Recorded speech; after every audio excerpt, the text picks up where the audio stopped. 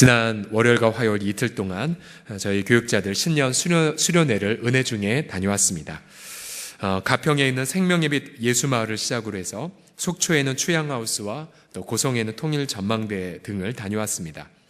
이 가평 생명의빛 예수마을은 선교사들의 은퇴 마을을 만들려는 홍정일 목사님 또 남설은혜교회의 꿈으로 이루어진 곳입니다. 우리가 수많은 선교사들을 파송했지만 그런 정작 선교사님들이 은퇴하고 나서는 이제 살 곳이 없기 때문에 그래서 그것에 안타까운 이 교회 공동체가 꿈을 꾸었고 그래서 하나님께서 길을 열어주셔서 지금 한참 선교사님들의 그 숙소를 마련한 터 다지기 작업을 한참 하고 있습니다. 또 우리 예전에 우리 당회도 이곳에서 했었지만 그 홍송 수백 그루가 들어간 그 예배당 여러분 꼭 한번 사랑방 식구들끼리 가보십시오. 이런 그 아름다움 앞에 넋을 잃게 될 것입니다. 또 우리 속초 추양하우스는 고 한경직 목사님의 기념관이 있는 곳이죠. 한경직 목사님 평생을 민족 복음화를 위하여 헌신하신 분이십니다. 1974년도에 목사님께서는 나의 3가지의 기도를 한 설교 중에 고백하셨는데요. 제가 3가지 기도를 한번 읽어보겠습니다. 첫 번째로 5천만을 그리스도에게로 인도하여 주시옵소서. 자유와 정의에 입각한 평화 통일을 이루어 주시옵소서. 한국이 작은 나라이나 세계 선교의 기지가 되게 하여 주시옵소서. 지금 저 기도 제목 가운데에 3번은 지금 거의 이루어지고 있죠. 왜냐하면 전 세계 가운데에 가장 많은 선교사를 파송한 나라 가운데 하나가 되었기 때문입니다. 저는 이 목사님들의 또 이 어떤 영향력이 서려 있는 곳을 다니면서 한 사람의 인생의 영향력이 얼마나 강렬하게 이 민족을 적시고 있는 것을 보게 되었습니다. 과연 저와 여러분도 이 땅 가운데에 살면서 어떠한 인생의 영향력을 우리 후손들이나 또 이웃에게 전하게 될까요? 이 영향력은 선한 영향력도 있지만 그러나 죄와 같은 나쁜 영향력도 있습니다. 바로 죄와 사망의 영향력인데요. 오늘 본문은 아담과 하와의 범죄와 타락을 다루고 있습니다. 사도 바울은 로마서 5장에서 오늘 본문을 이렇게 설명하고 있죠. 5장 19절 그리고 5장 15절을 연하여서 함께 읽겠습니다. 시작.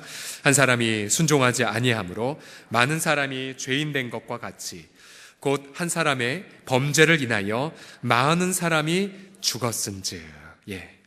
바로 한 사람의 영향력이 모든 이들을 범죄로 혹은 모든 이들을 사망으로 인도한 것을 보십시오. 근데 안타깝게도 본문의 비극은 지금 우리 안에서 셀 수 없이 반복되고 있습니다. 올해 새해가 이제 13일 정도밖에 지나지 않았지만 그러나 그 기간 동안 가정이나 일터나 또 이 사회 구석구석마다 죄의 영향력, 사망의 그런 파괴력은 계속 되어가고 있습니다. 과연 우리가 우리의 남은 인생 동안 우리가 어떻게 하면 죄를 짓지 않고 마음을 지키며 선한 영향력을 끼칠 수가 있을까요? 우리 첫 번째 본문을 통한 레슨을 받아보면요. 첫 번째를 같이 읽어보겠습니다. 은혜와 말씀 안에서 하나님과 교제를 누리라. 시작. 은혜와 말씀 안에서 하나님과 교제를 누리라. 오늘 본문에서 1절에서 뱀은 여자에게 이렇게 물어봅니다. 뱀이 여자에게 물어 이르되 하나님이 참으로 너희에게 동산 모든 나무의 열매를 먹지 말라 하시더냐. 사탄은 뱀을 통하여 하나님의 선하심을 부정하게 만들었습니다. 즉 하와에게 하나님은 이해할 수 없는 분이라는 생각을 넣어주고자 했죠. 그러나 본문에서 하나님께서는 이미 아담과 하와에게 넘치도록 풍성한 선물을 부어주셨죠. 우리 창세기 2장 16절의 하나님 말씀을 같이 읽어보겠습니다. 시작. 여호와 하나님이 그 사람에게 명하여 이르시되 동산 각종 나무의 열매는 네가 임의로 먹어라. 자, 인류가 받은 첫 번째 명령은 동산 각종 나무의 열매를 네가 임의로 먹어라가 첫 번째 명령이었습니다. 다른 영어 성경이나 원문을 보게 되면 모든 과실 열매를 다 먹으라 라는 것이 첫 번째 명령이었죠. 그런데 사탄은 어떻게 말합니까? 참으로 하나님이 동산 모든 열매를 먹지 말라 하시더냐. 하나님이 이미 은혜로 주신 것들을 망각하게 만들고 또 하나님은 이해할 수 없는 분이란 생각을 하와에게 넣어주었죠. 이게 바로 사탄의 첫 번째 공격입니다. 창세기 1장에선 이미 하나님은 아담의 형상과 모양대로 아담과 하와를 지으셨고 또 그들을 생육하고 번성하고 땅에 충만하라고 하는 복을 부어주셨죠. 그러나 사탄은 그 하나님과 사람 사이에 끼집고 들어와서 하나님에 대한 잘못된 생각을 넣어줍니다. 우리가 어떻게 하면 죄를 짓지 않고 승리할 수 있을까요? 바로 이 초장에 첫 번째로 사단이 이런 좋지 않은 생각을 넣어주면은 그럼 우린 예수 그리스도의 이름으로 대적하노니 떠나가라 라고 선포하셔야 됩니다. 한번 다 같이 따라 하시겠습니다. 예수님의 이름으로 명하노니 떠나가라. 그래서 사단의 생각을 물리치고 하나님이 우리에게 은혜로 주신 것들이 무엇인지를 다시 한번 회복하고 감사로 돌아와야 되는 거죠. 사단은 계속해서 사단의 또 다른 이름은 바로 마귀인데요. 마귀의 그 뜻 자체는 사이에 무엇을 던지다라는 뜻을 갖고 있습니다. 자꾸만 하나님과 우리 사이를 갈라놓게 만들죠. 이간질하게 하죠. 가장 대표적인 사단이 던져준 생각들이 이것입니다. 예를 들어서 어떤 고난이 일어나게 되면 하나님이 널 버렸어. 그래서 하나님이 그동안 우리를 인도하고 계신다는 그 약속을 부정하게 만듭니다. 또 뭔가 힘든 일이 생기면 하나님은 너 같은 자의 기도 응답하지 않으셔. 자꾸만 죄를 생각나게 합니다. 그러면서 하나님이 이미 예수 안에서 우리 죄를 용서하자는 사실을 잊어버리게 만들고 또 하나님이 이 땅의 모든 고난을 통해 우리를 연단하신다는 하나님의 특별한 섭리를 부정하게 만들죠. 혹은 우리 어떤 육신이 약해질 때에 너의 미래는 파멸이야. 혹은 심지어 더 나아가서 우리 가까운 가족이나 성도들 사이에서도 이간질하는 생각을 자꾸만 뿜어줍니다. 야, 저 사람 너 미워해. 봐봐, 네가 인사해도 인사 대답 안 하잖아. 혹은 저 사람은 너를 방해해. 심지어 이런 생각도 넣어주죠. 야, 이 공동체에 너를 생각한 사람은 한 명도 없어. 넌 외로워. 밖에 눈도 내렸고 넌 외로워. 자꾸 이런 생각을 넣어주죠. 자, 우리는 그런 생각이 들어올 때마다 초장에 어떻게 한다고요? 예수님의 이름으로 명령하니 어떻게 하라고요? 떠나가라. 다시 한번 실습하겠습니다. 예수님의 이름으로 명하노니 떠나갈지어다. 시작. 예수님을 명하노니 떠나갈지어다. 그러나 하와는 사단의 말을 듣고는 바로 대적하지 않았습니다. 벌써 넘어가기 시작했어요. 2절을 보시게 되면 여자가 뱀에게 말하되 동산 나무의 열매를 우리가 먹을 수는 있으나, 이 하와의 말 속에는 벌써 몇 가지가 흔들리고 있죠. 예를 들어서 하나님은 분명히 동산 모든 나무의 과실의 열매를 다 먹어 라고 명령했지만 하와는 모든 열매를 빼버렸습니다. 힘없이 그저 동산의 열매는 먹을 수 있어 라고 뒤로 물러갔죠. 3절에 보시면 동산 중앙에 있는 나무의 열매 두 가지가 왜곡됐습니다. 하나는 창세기 2장을 자세히 보시면 동산 중앙에는 생명나무가 났었어요. 그리고 동산에 있는 모든 나무들은 보기에 좋았고 아름다웠습니다. 그러나 하와는 동산 중앙에 있는 나무의 열매를 생명나무라고 안 했고 또 먹지 말라라고 하는 나무의 이름은 선과 악을 아는 나무였지만 하와는 그 나무의 이름을 빼뜨렸습니다. 왜였을까요? 이미 1절에서부터 하와는 하나님의 선하심을 부정하는 마음을 갖기 시작했기 때문이죠. 더군다나 하나님은 분명히 선과 악을 아는 나무를 먹는 날에는 정령 죽으리라고 말씀하셨거든요. 히브리 원문을 보게 되면 정령 죽으리란 단어에 죽으리라 히브리 말에는 강조하려면 같은 동사를 두 번 반복하거든요. 네가 먹는 날에는 죽으리라고 말하였거든요. 근데 하와는 뭐라고 말했습니까? 먹지도 말고 만지지도 말라? 그런 명령 하신 적 없었거든요. 더군다나 너희가 죽을 말까 하노라. 이 말은 무슨 말입니까? 죽을 수도 있고 죽지 않을 수도 있단 말이죠. 하와는 하나님 말씀을 불신했습니다. 하와는 하나님 말씀을 왜곡했죠. 결국 하와의 마음은 이미 하나님을 떠나 있는 상태였습니다. 결국은 하와는 선과 악을 아는 나무 열매를 따먹기 이전에 이미 그의 마음 안에서 범죄했던 것입니다. 하와는 하나님이 그동안 1장부터 부어주셨던 은혜들을 누리지 않았고 또 하나님이 선포하신 말씀에 대한 묵상에도 실패해버렸습니다. 말씀을 통해 주님과의 교제에 망각해버리자 뱀이 이상한 말을 하면은 너 떠나가, 하나님은 이렇게 명령하셨어라고 다스려 했어야 됐지만 그러나 그녀는 악의 세력의 마음 문을 열기 시작했습니다. 우리 사랑하는 성도들이 지난 한 주간 동안 저와 여러분 얼마나 말씀을 읽으셨습니까? 얼마나 여러분 말씀을 묵상하며 사셨습니까? 우리 지난주 오후 예배 때에 우리 김영환 선교사님 통해서 들었던 것처럼 얼만큼 묵상하는 실천가의 삶을 사셨습니까? 묵상하는 실천가의 삶. 옆 사람 보며 물어보겠습니다. 묵상하는 실천가의 삶을 사셨습니까? 라고요. 시작. 묵상하는 실천가의 삶을 사셨습니까? 예. 2017년도에 하나님은 저에게 이 말씀을 주셨어요.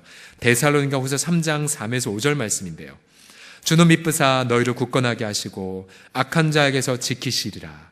너희에 대하여는 우리가 명한 것을 너희가 행하고 또 행할 줄을 우리가 주 안에서 확신하노니 주께서 너희 마음을 인도하여 하나님의 사랑과 그리스도 인내에 들어가게 하시기를 원하노라. 아멘. 이 말씀 받고 굉장히 큰 격려를 받았습니다. 작년에도 로마서 5장을 통해 인내에 대한 말씀을 받았는데 여기에도 동일하게 계속해서 하나님의 사랑과 그리스도 인내로 인도하시는 하나님을 제가 경험을 했습니다. 그러면서 제가 어느 구절에 크게 위로를 받았냐면 이거죠. 우리가 명한 것을 너희가 행하고 또 행할 줄을. 어떻게 위로를 받았냐면요.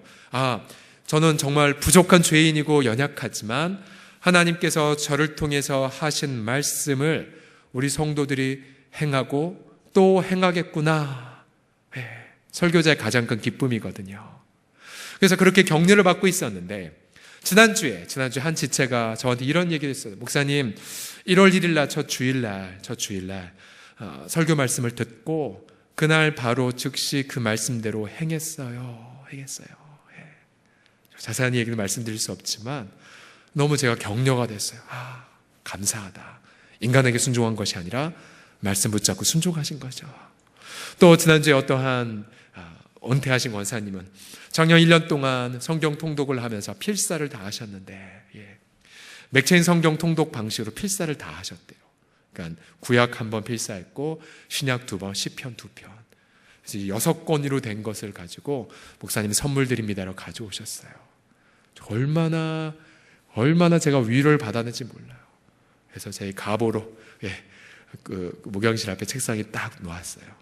그렇구나. 이 말씀대로 순종하는 이들이 있구나. 그래서 우리 사랑하는 성도들이요. 우리가 죄를 어떻게 하면 안 지을 것인가? 이건 두 번째 질문이죠. 가장 큰 질문은 이것입니다. 과연 하나님이 내게 주신 말씀은 무엇인가? 또 하나님이 내게 그 말씀을 통해 은혜로 주신 것이 무엇인가? 난 날마다 그 은혜로 주신 것들을 묵상하며 인조히 즐거워하고 있는가? 시편 1편 말씀에 복 있는 자는 악인의 꾀를 듣지 않는다고 했죠. 그러면서 주야로 하나님 말씀을 즐거워하여 묵상하는 자라고 말하고 있습니다. 저는 저와 여러분 모두가 다 날마다 말씀 안에서 교제를 하시고 날마다 가정과 일터에서 말씀 묵상하심을 통하여 정말로 의의 열매를 가득히 맺는 한 해가 되시기를 예수님의 이름으로 축복합니다. 두 번째로 어떻게 죄를 짓지 않고 마음을 지킬 수 있냐면 거짓 유혹을 분별하고 사단을 대적하십시오. 두 번째를 같이 읽겠습니다. 시작. 거짓 유혹을 분별하고 사단을 대적하라. 자, 하와는 이미 하나님의 은혜로 주신 것들을 망각했습니다. 하와는 하나님이 하신 말씀을 왜곡했고 오염시켰죠. 사탄은 그 순간을 결코 놓치지 않았습니다. 사탄은 하와에게 결정적인 거짓말을 합니다. 4절과 5절을 보십시오. 뱀이 여자에게 이르되 너희가 결코 죽지 아니하리라. 이게 사단의 특성이에요. 하나님은 두 번씩이나 너희가 먹는 날에는 죽고 죽으리라 하였는데, 사탄은 대놓고 하나님 말씀의 권위를 부정하죠. 대놓고 하나님 말씀을 반항합니다. 그리고는 죽지 않아. 너희가 그것을 먹는 날에는 죽지 않아. 오히려 너희 눈이 밝아질 거야. 거짓말이죠. 오히려 아담과 하와는 먹는 날에 눈이 밝아져 자기의 수치심, 죄책감을 깨닫게 되었을 뿐이었죠. 결정적 거짓말, 하나님과 같이 되어 선악을 알 줄을 그가 알고 있단다라고 거짓말합니다. 하나님과 같이 된다는 것, 사탄이 이미 자신도 하나님처럼 되기 위하여 하나님의 보좌 앞에 도전을 했었죠. 자기가 범했던 그 죄를 아담과 하와도 함께 짊어지자고, 죄를 짓자라고 부추깁니다. 하나님과 같이 되리라. 결국 하와는 그 거짓된 유혹에 넘어가 버리죠. 6절을 보면서 6절을 다 같이 읽어보겠습니다. 6절 시작. 여자가 그 나무를 본즉 먹음직도 하고 보암직도 하고 지혜롭게 할 만큼 담스럽기도 한 나무인지라. 여자가 그 열매를 따먹고 자기와 함께는 남편에게도 주매 그도 먹은지라. 마음이 오염되자 정령 죽으리는 하나님 명령이 들리지 않습니다. 또 이미 마음이 하나님을 떠나자 죽는다는 저주가 눈에 들어오지 않습니다. 오히려 죄가 먹음직스러워 보였고 보암직해 보였고 나를 지혜롭게 만들 만큼 아름답게 보였습니다. 여러분 보세요. 어떠한 죄악도, 어떠한 사단의 유혹도 야 이거 파멸이야, 이거 저주야 라고 오지 않습니다. 오히려 언제나 이런 달콤한 유혹과 더불어 우리에게 다가오죠. 결국 모든 죄악들은 자신을 이 빛나는 포장지로 덮어서 다가오지만, 그러나 그 뒤에는 파멸의 길이 도사리고 있죠. 잠언 14장 12절을 보시면 어떤 길은 사람이 보기에 바르나 필경은 무슨 길이라고요? 사망의 길이라고 말하고 있습니다. 또 로마서 8장 6절과 7절을 보면 육신의 생각은 사망이요 영의 생각은 생명과 평안이니라. 육신의 생각은 하나님과 원수가 되나니 이는 하나님 법에 굴복하지 아니할 뿐 아니라 할 수도 없다고 말합니다. 그러기에 우리 사랑하는 성도들이요, 우리 판단에 아무리 좋게 여겨진다 할지라도 그 길은 죄악의 길일 수가 있습니다. 또 내 감정에 보기에 뭔가 확신도 오고 내가 뭔가 느낌도 괜찮아 보인다 할지라도 그 길이 사망의 길일 수 있습니다. 아무리 그럴듯해 보인다 할지라도 하나님이 가지 말라고 하시면 가지 말아야 되죠. 우린 반드시 확인을 받아야 됩니다. 말씀 앞에서. 그러하기에 여러분, 정말로 내가 어떤 것 놓고 기도할 때에 혼자 결단하지 마십시오. 언제나 기도하는 자들과 함께 나 이런 마음의 부담이 있는데 내가 정말로 올바로 분별할 수 있도록 함께 기도해 주시지 않겠습니까? 라고. 그래서 말씀과 함께 분별을 하고, 어떤 경우는요, 내가 확신을 받았는데도 불구하고 다른 기도하는 분들이 가지 말라고 하는 경우가 있습니다. 그러면 기다리셔야 돼요. 혼자 가지 마셔야 돼요. 왜요?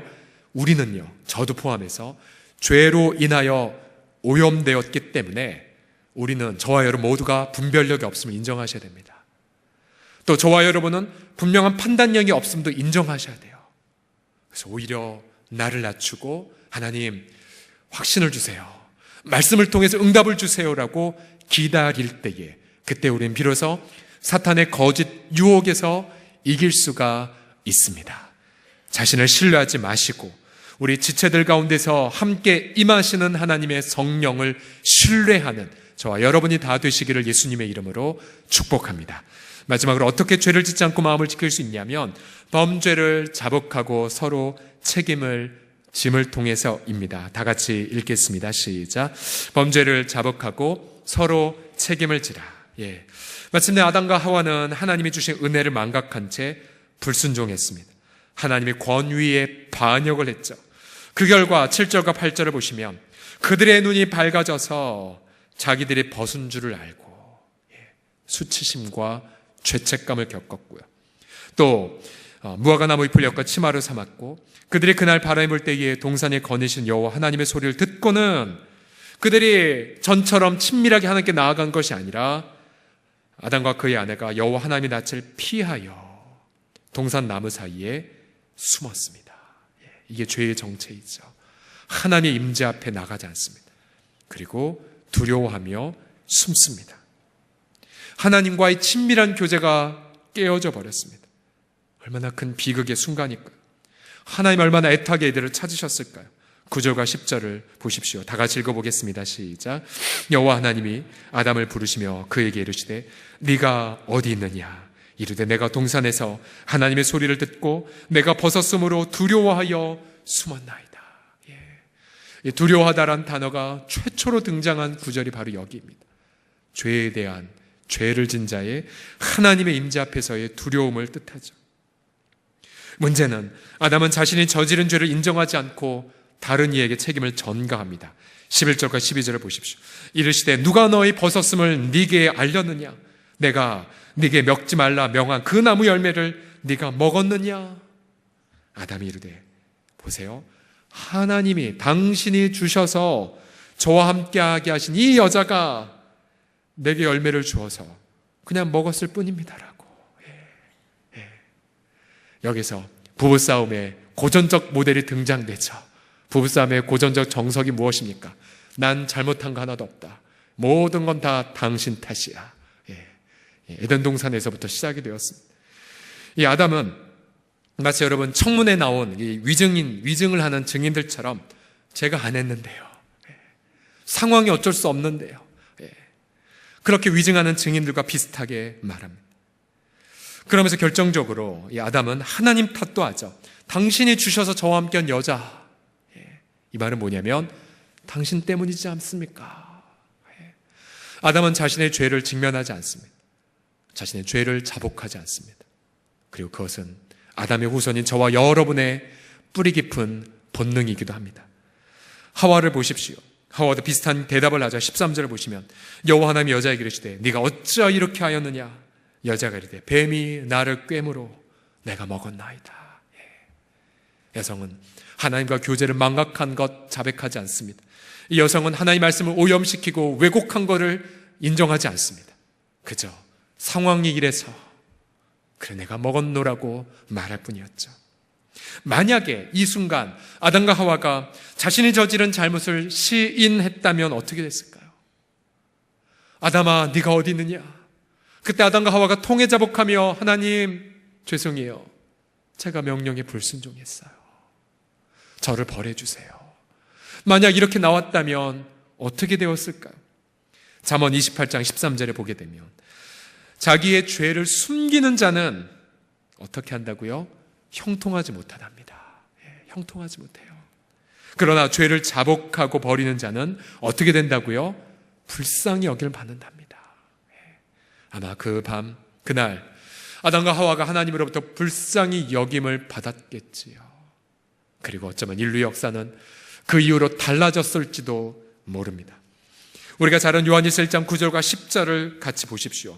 10절을 먼저 보시게 되면, 뒷부분을 보시면 만일 우리가 범죄하지 아니하였다면 그 순간 하나님을 거짓말하는 이로 만드는 거라고 말합니다. 또한 그의 말씀 우리 속에 있지 아니하리라고 말해요. 보세요.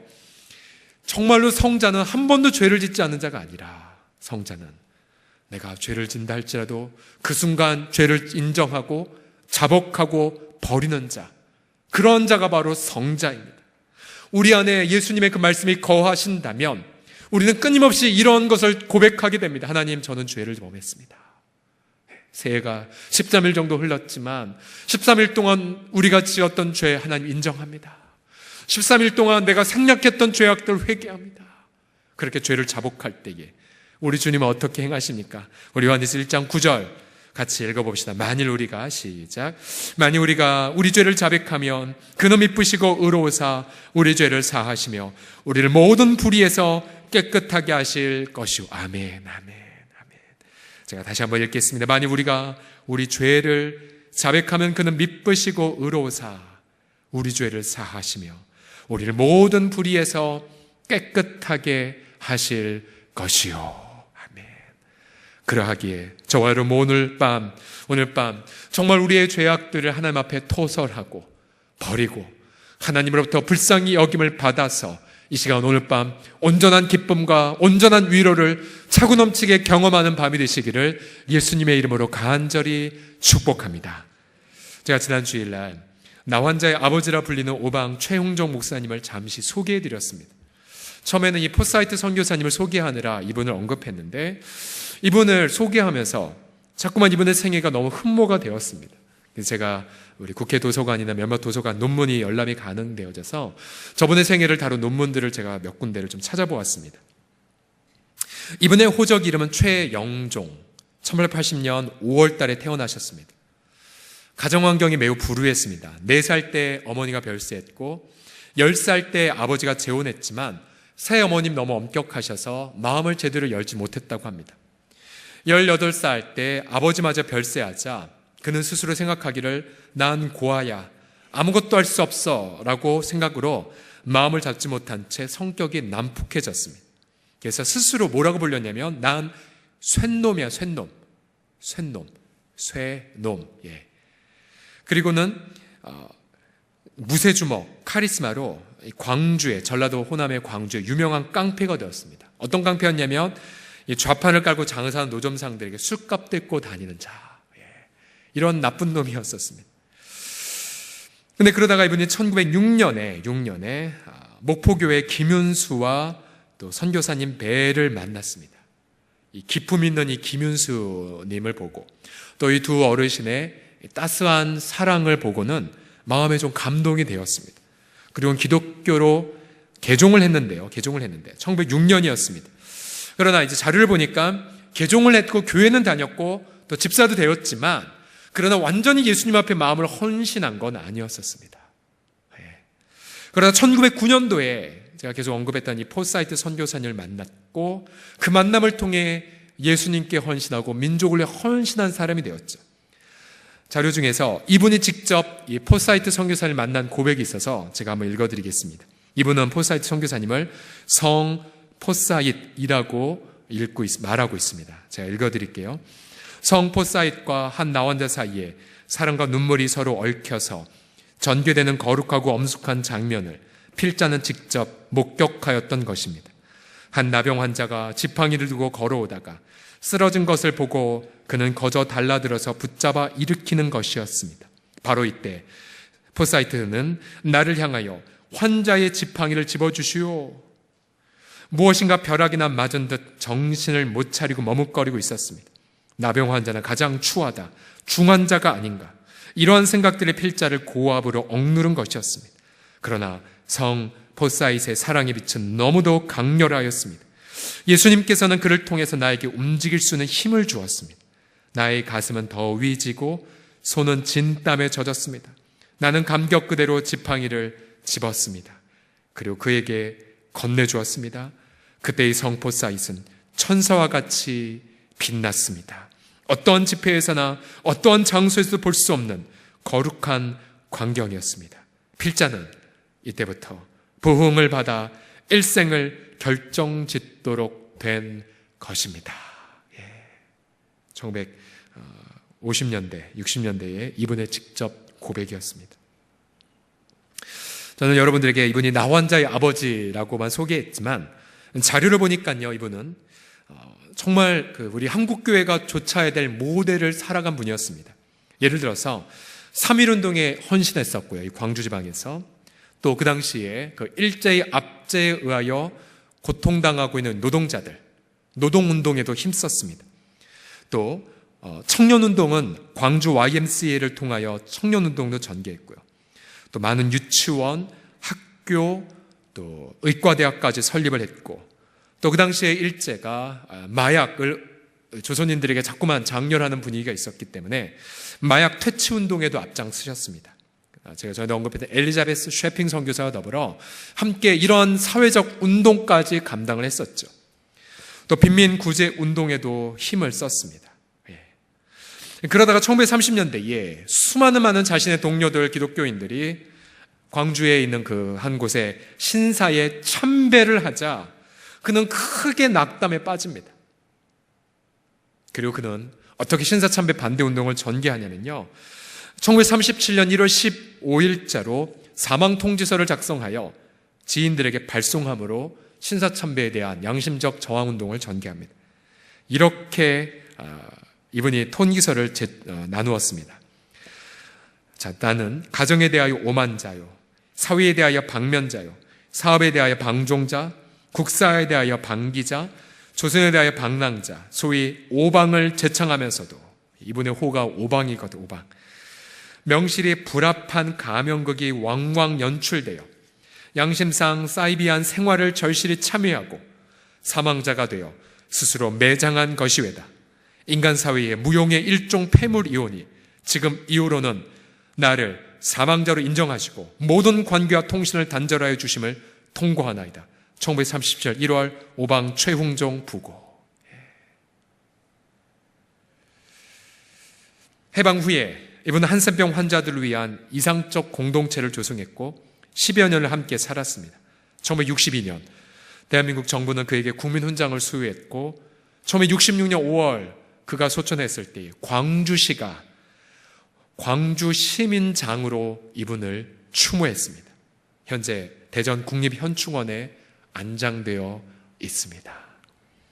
만약 사랑하는 성도들이요, 저와 여러분의 인생이 이러한 분의 인생을 살아간다면, 혹은 한국교회가 이러한 인생을 쫓아간다면, 그럼 모든 사회, 언론, 정치, 경제는 교회에 와서, 한국교회에 와서 우리가 이 문제를 어떻게 해결하면 좋겠소, 우리를 위해 기도해 주시오, 우리도 당신들을 본받겠소라고 그렇게 따라올 것입니다.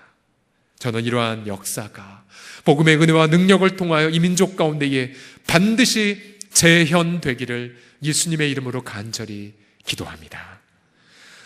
자, 사단은 오늘도 우리를 유혹해서 생명나무를 누리지 못하도록 그렇게 범죄하도록 부추기죠. 그러면 이 시대에 생명나무는 과연 무엇일까요? 생명나무라 함은 바로 하나님이 우리에게 은혜로 주신 십자가 나무가 아니겠습니까? 십자가, 하나님이 우리를 이렇게 사랑하신다는 증표이고, 십자가, 내가 너희를 내 아들의 피를 통하여 죄를 다 용서해 주셨다는 선물이고, 또한 십자가, 내가 너희들을 허물과 죄로 죽었지만 그러나 내가 너희를 성령으로 거듭나게 하셨다는 그러한 표식이며, 십자가, 우리 버림받은 자였으나 저주의 자녀였으나 우리 모두가 하나님의 은혜로 말미암아 하나님의 아들 딸로 입양되었다는 표식이 아니겠습니까? 또한 십자가, 바로 하나님 우리에게 성령을 물붓듯이 부어주신다는 그러한 고백이죠. 그래서 하나님은 우리에게도 동일하게 이 시대에 저 동산 중앙에 있는 십자가 생명나무를 가서 마음껏 먹으라고 명령하십니다.